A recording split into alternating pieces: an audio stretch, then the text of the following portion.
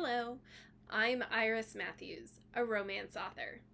This isn't the first time we're talking about tropes, and I'm certain it won't be the last because there's a lot to say on the topic.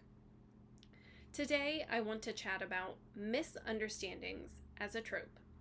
This one gets a lot of grief from some readers, and I get it.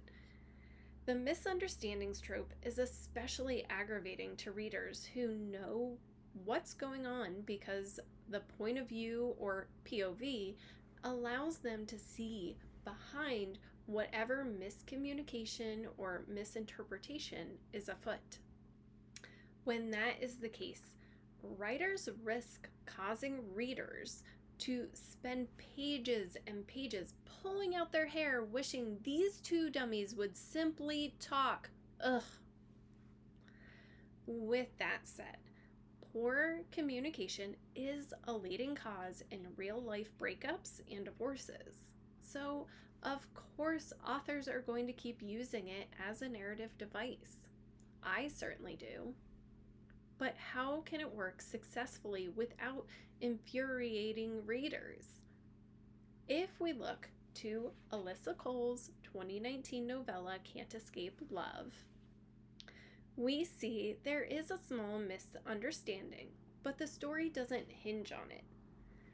Reggie assumes or misinterprets Gus's area code and his phone number as being from California.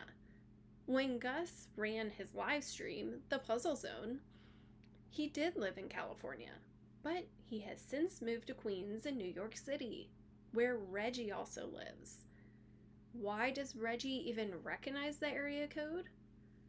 Alyssa Cole cleverly gives us a believable reason.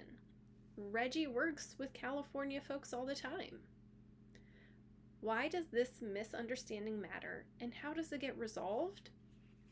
It matters because these two assume they live far away from one another. Any relationship would be long distance, and so the barriers for falling in love are higher.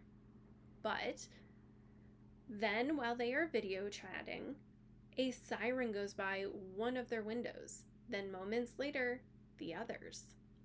In this aha moment, Gus's impulsivity, built up in his characterization and shown to the reader, kicks in, and he suggests they meet in person, taking the story in a new direction. Later in the story, there is another miscommunication. Gus has fallen for Reggie. He's declared his love. He thinks she's falling for him too, but hasn't said so.